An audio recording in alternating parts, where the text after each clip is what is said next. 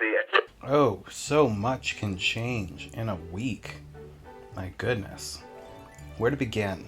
Okay, so on Wednesday, I received a job offer, and that marked the end of 355 days of unemployment. I had to go look it up because May 1st was technically the last day that I worked for my previous company. And I mean, it feels like a lifetime ago. And I know that there are still a lot of people going through it. A year is a really long time to spend inside. And my wife and I, we actually quarantined.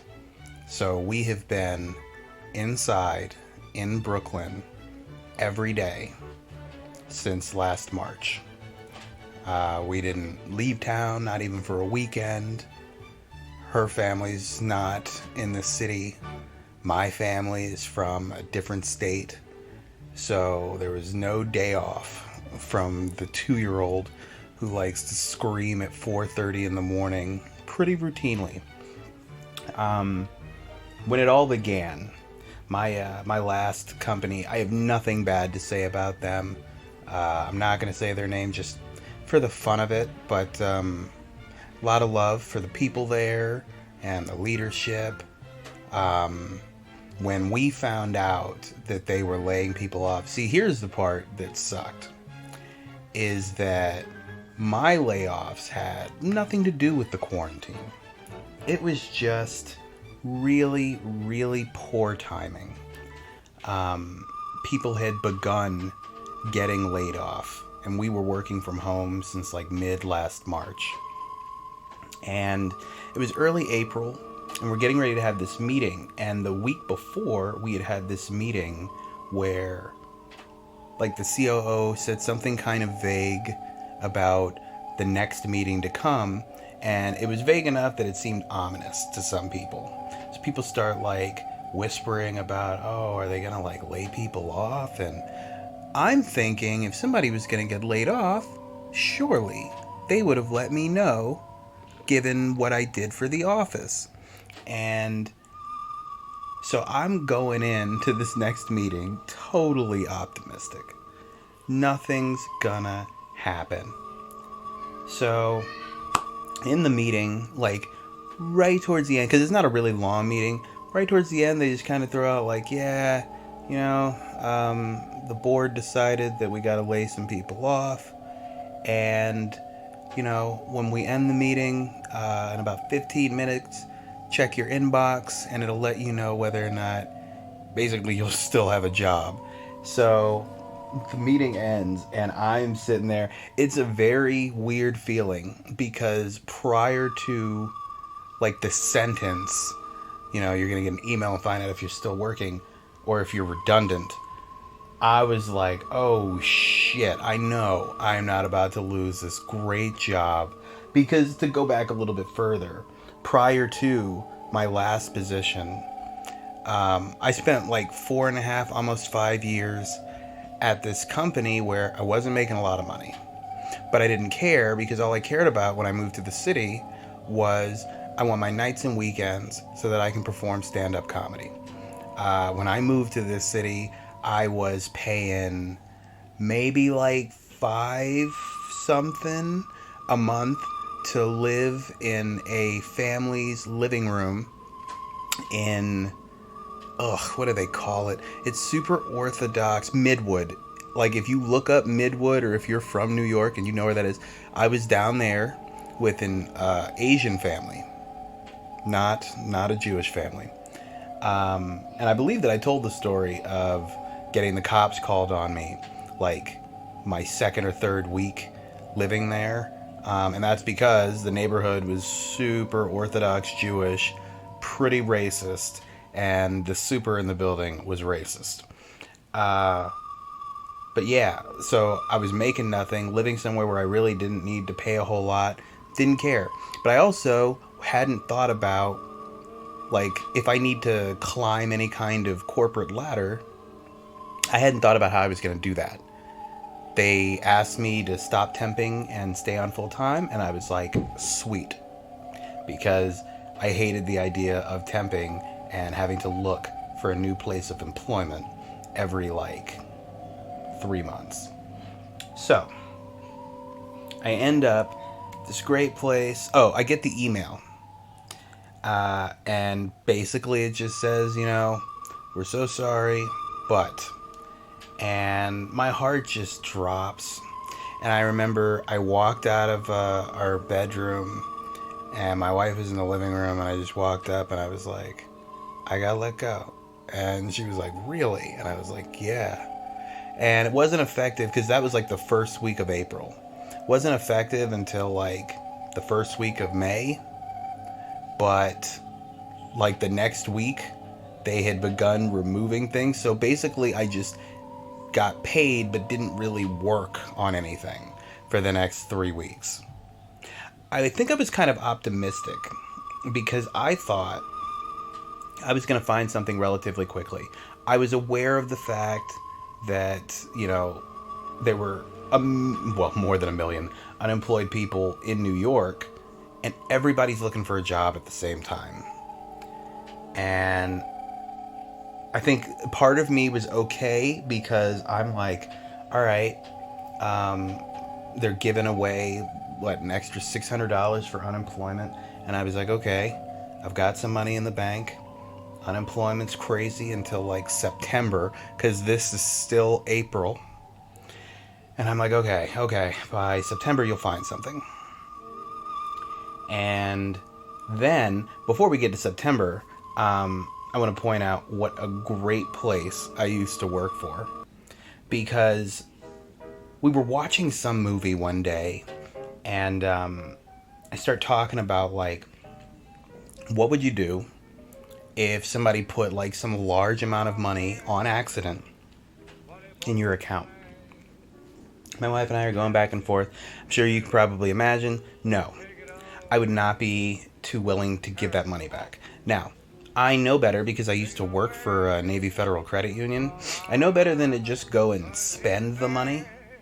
But I'm also not going to, A, tell anybody that a mistake has been made. B, not gonna, do anything with it.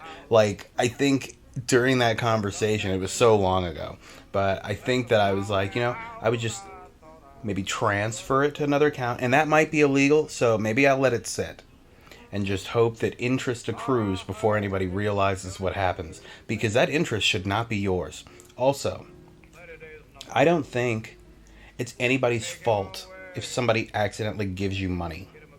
We were just watching something last night where a woman, she's up against a ton of charges because instead of transferring her $88, some bank accidentally transferred her $1.2 million. And she took the money and bought a house and some other wild stuff. And yeah, you were wrong for buying the house. But at the same time, she shouldn't be facing all these charges. She didn't ask for the money, and I don't think it's right. And I know we're all supposed to do the right thing and this and that, but money makes the world go round. I don't think it's right to make somebody give back money that's not theirs when they didn't technically steal it. It's money. If we're talking about clothing, I was going to say electronics, but I don't know. I'm a little torn on that one. Or something else that's tangible but can't be spent, then sure. If somebody accidentally delivers me 18 crates of cocoa butter, yeah, go ahead. Take the cocoa butter back. And I should have to pay for some of it, not all, if I use the cocoa butter. But not money. I'm not giving you a fucking dollar, not a dime, not a crumb back. Anyway, I open my email, if it wasn't the next morning after we were having that conversation, it was 2 days later. And I get this deposit notification from my bank. And the amount was a little hard to believe. because it was almost exactly like what we were talking about the night before. I don't know if I had mentioned an amount, but let's say a 5-figure amount lands in your bank account. And I honestly woke up, read it, checked my bank account, saw the deposit, and I was like, oh shit, somebody has fucked up, and now I've come up. And I sat silent the entire day. I didn't even talk to my wife because I was afraid if I spoke it out loud that somehow I would check my account and it would be gone. And I just kept checking my account to see if they had realized their mistake and taken the money away. So it took me a couple of days before eventually I checked another account, because I'm trying to think of what could this money be for, if it is for me. And then finally I thought, okay, you can still log in and check your previous pay stubs from your last company, see if by some wonderful miracle they have given you a large amount of money. And sure enough, I look in there. The funny thing is, I used to get my paychecks split up a bunch of different ways. Most of it, well, no. I would put a set amount in my wife and I's joint account.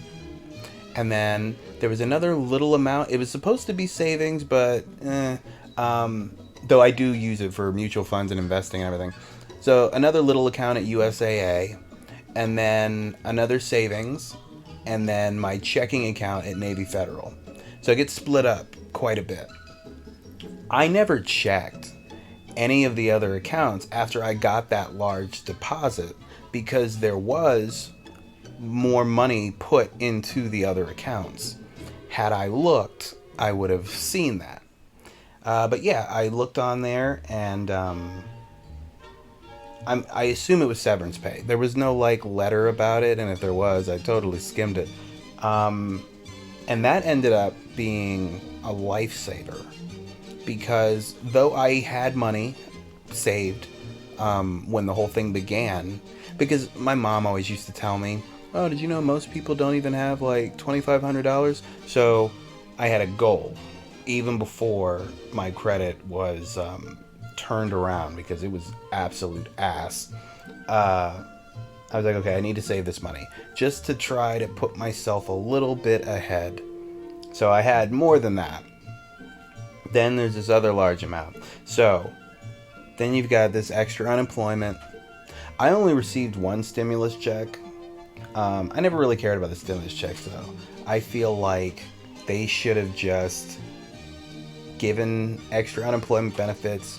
Everybody else doesn't need money. If you're working, you don't need just a random $1,400. If you got it, I hope you saved and invested that shit and didn't just go buy a PlayStation 5 with it. I don't know. But throughout that entire time, there's a food bank that lines up. I can see it out our bedroom window. And so some days I would see reminders of just how rough some people have it. And I'm not on social media like I used to be, but I've seen plenty of people that I have some kind of relationship with. And a lot of people were just going through something really bad. And I was glad, one, that my wife is financially better than I am.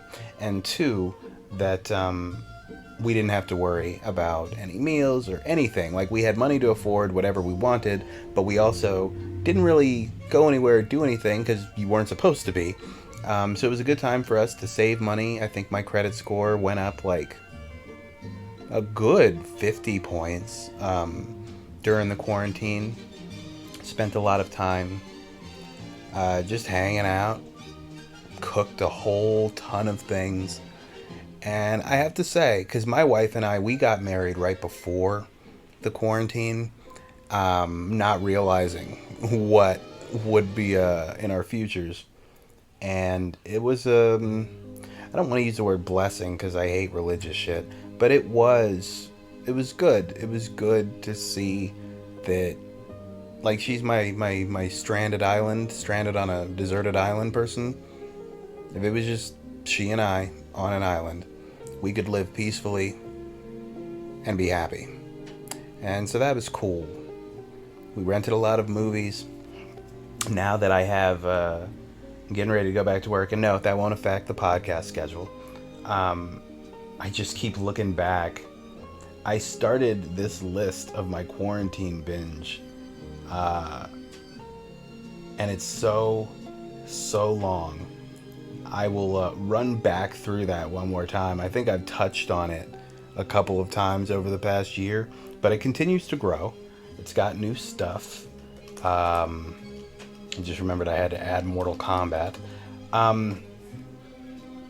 So during this year, this 355 days of unemployment, at first I thought I could handle it pretty well. The gym shut down, and that was a big kick in the nuts.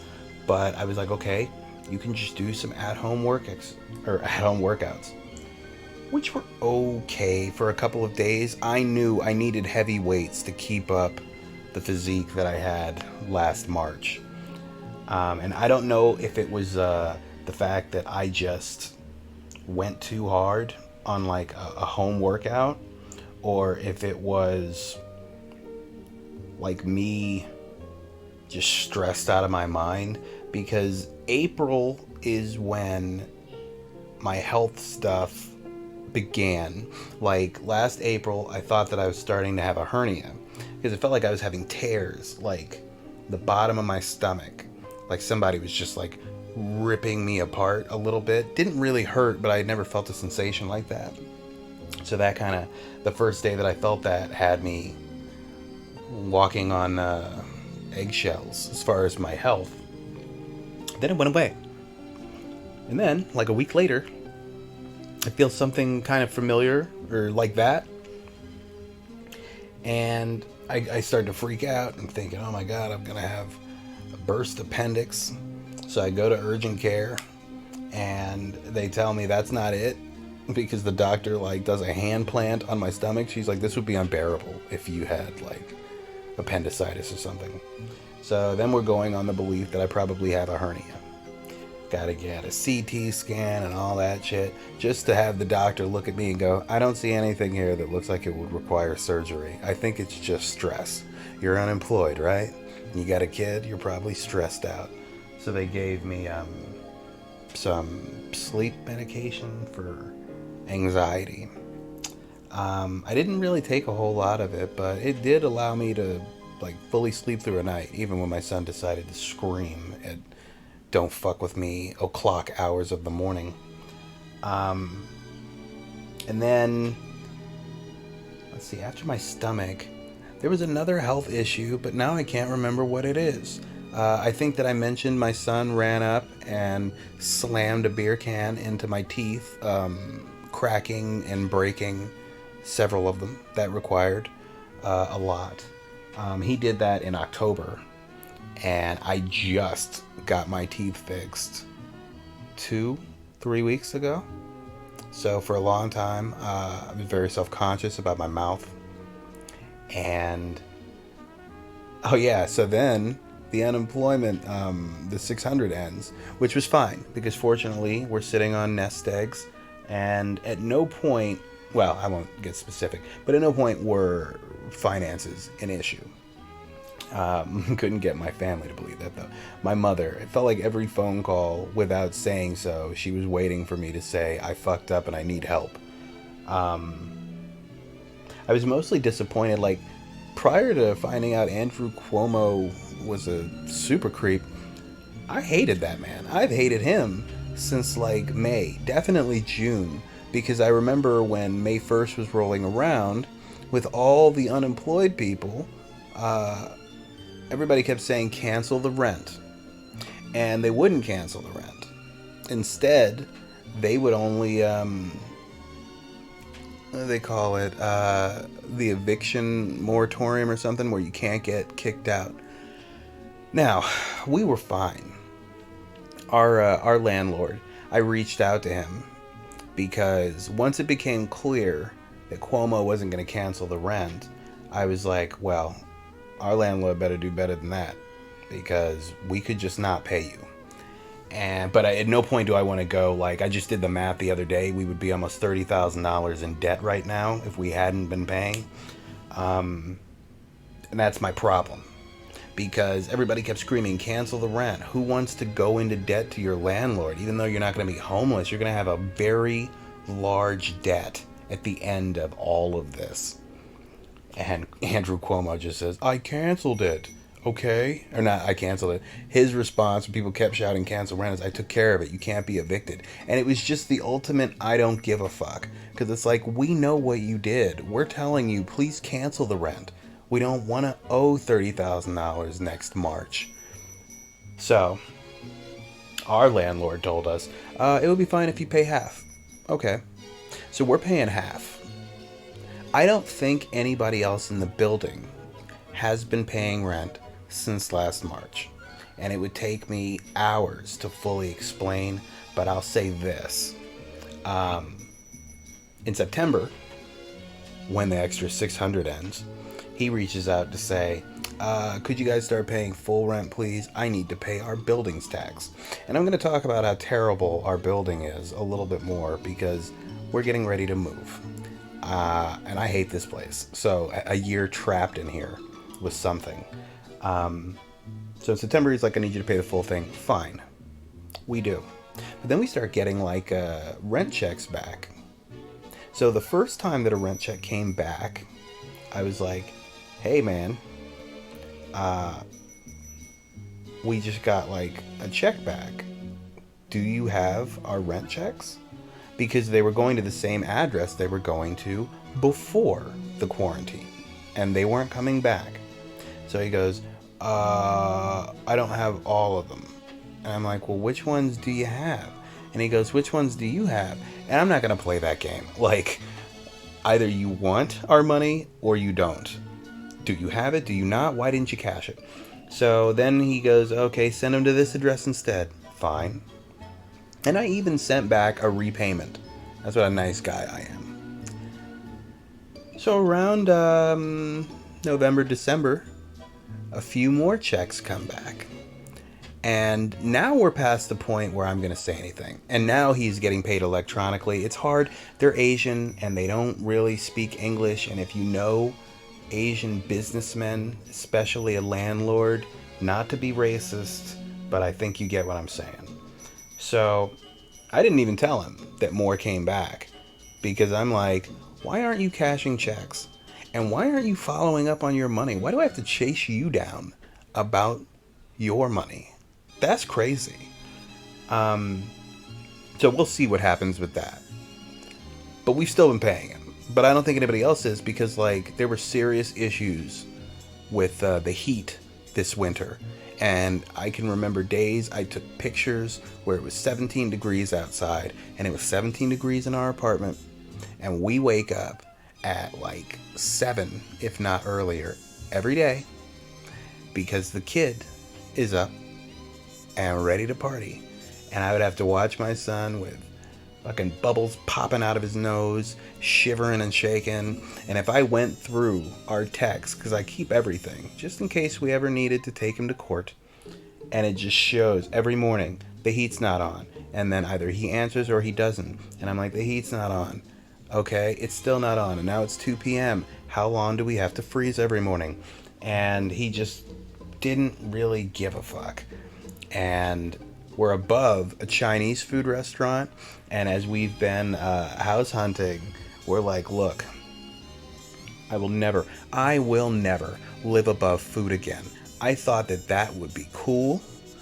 I think we even ate at that Chinese food restaurant for the first like week or so, and then all the mice and the roaches. Now, fortunately, we don't really have roaches like that anymore. Because when we first got here, we weren't cleaning all of our dishes every night. And I got up to go to the bathroom, and it would look like some kind of a horror movie in our sink. So we got on top of that, because that was gross. But all the mice that I have had to throw away that have been electrocuted in here, or had their heads chopped off, or their bodies snapped in half, or stuck to glue traps, I've killed far more mice in the past 3 years than I ever have in my entire life. And I'm from Virginia. We had mice. So that's just a little background on this building. But that was stuff that we've been going through with the landlord the last year. It was just so stressful. And I guess I'll end by just talking about like the job search.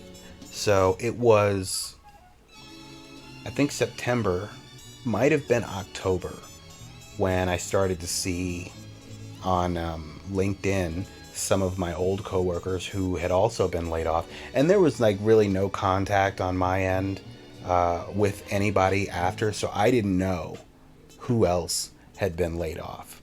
I only knew that I got laid off. Some people that I'm like connected with on LinkedIn and stuff, I can see that they're still working. Others, I was a little shocked to see that they had also been laid off.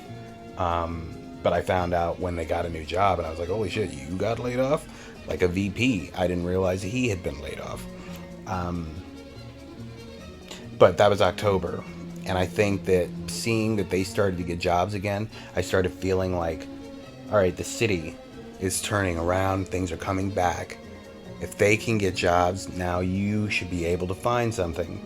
And I think that every month that went on, it just really wore on me because I hadn't found something yet. And they found something in October. And then little stuff I would see, like comic that I used to know got something great. These people, I saw some people that I absolutely despised were getting good stuff. And it felt like while everybody's life was going one way, I was just stuck in a limbo, going the other, whatever it is. But I really do think that just being a new father and unemployed, it just made me feel like a total failure. And I didn't cry about it because tears don't change anything. And I never really lost faith, but there were some times when I got real down. Like, I think since December, there have been 4 really, really close calls. And I thought for sure that I had them, especially the first time. First time I knew I had it. And it was a really long interview process. And it was the last interview, I think like 4th or 5th round. And I'm setting the appointment or whatever for the last interview because I'm physically going to go in there. And I will say this, I haven't had to physically go in anywhere. Like even with this job, I got it off Zoom calls. But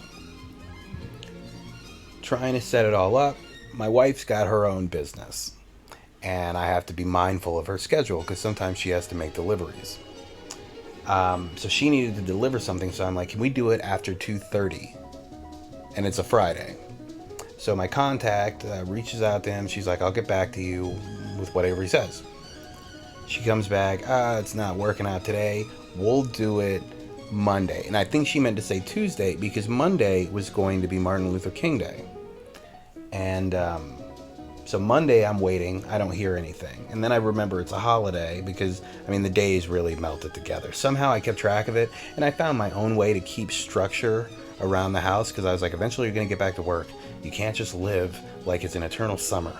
So Tuesday, she gets back to me.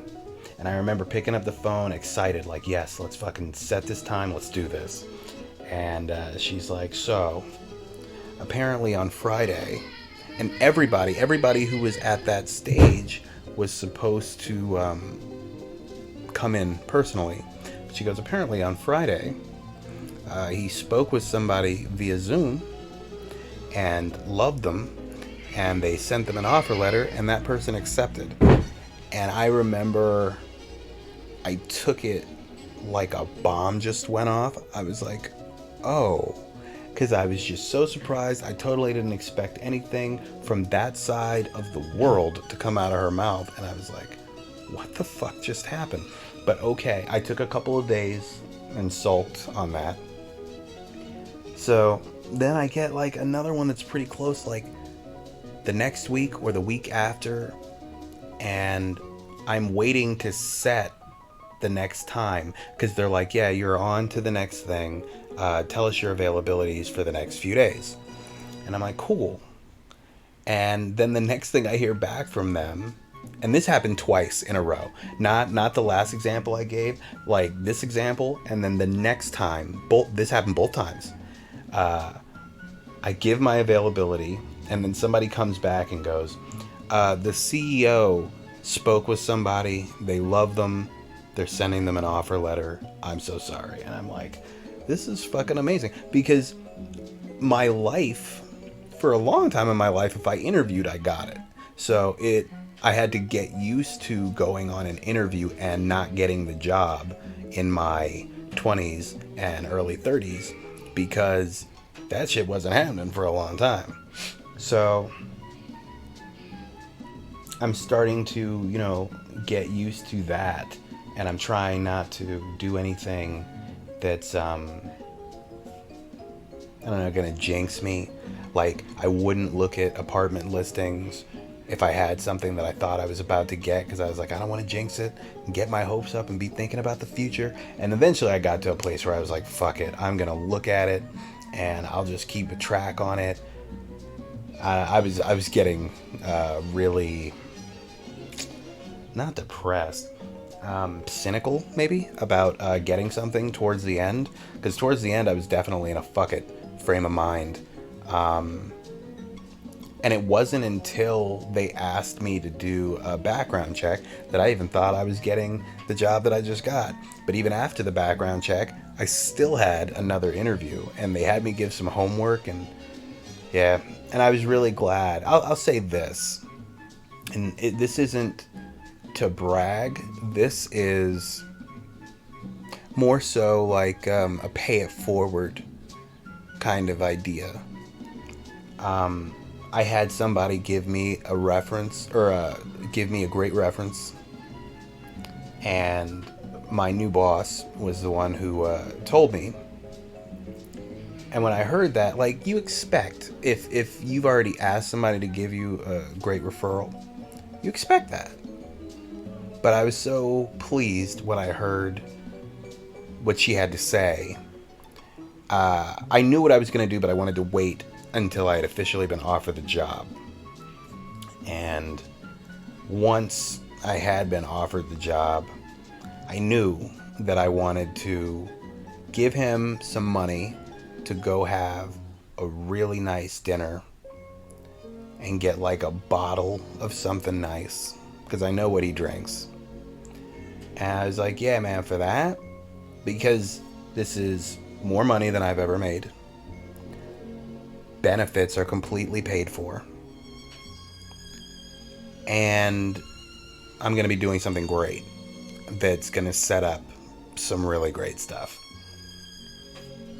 And if you helped me get that, I want you to have a wonderful meal.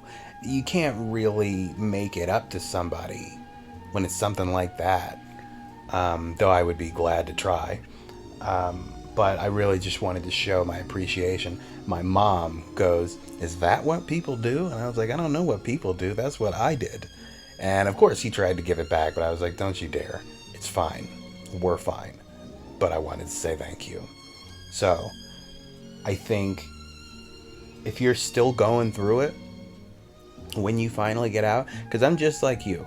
I had to look at LinkedIn. I would literally apply to jobs all day, every day. Sometimes people would ask, what have you been doing since last May? And I'm like, I'm raising my son and applying to jobs. What do you think I'm doing? I'm not vacationing or like going around visiting friends. I'm trying to get back to work. I've got shit to do. Responsibilities. And I had all this stuff laid out. Like, I'm really big on credit cards right now. And not in an irresponsible way. In a, I'm not going to carry over a balance every month, so I'm not going to pay interest, but I'm going to pay all of our bills with the credit cards, get all those points, and start to travel and get free stuff, because I've been leaving money on the table, and I have been waiting to get a job so that I could get all this stuff enacted. And if you knew me, you would see that since Wednesday, when I accepted, Oh, I've been moving like a fucking panther because I'm doing everything that I spent a year saying that I was going to do. And if I say it, I mean it. And with that said, when you get something, anybody who helped you, I think you should just give them something, man. And even the people who are out here working, I've been doing it. Like I've been tipping. I've been tipping at the grocery store. I've been tipping anywhere where people might not be making a lot of money, but they've been at it every fucking day the past year. I hope you guys enjoyed this little story. And yeah, we'll have more to talk about next week. By the way, Mortal Kombat was awesome. Falcon and the Winter Soldier's season finale was awesome. What else can I say, man? Life is good.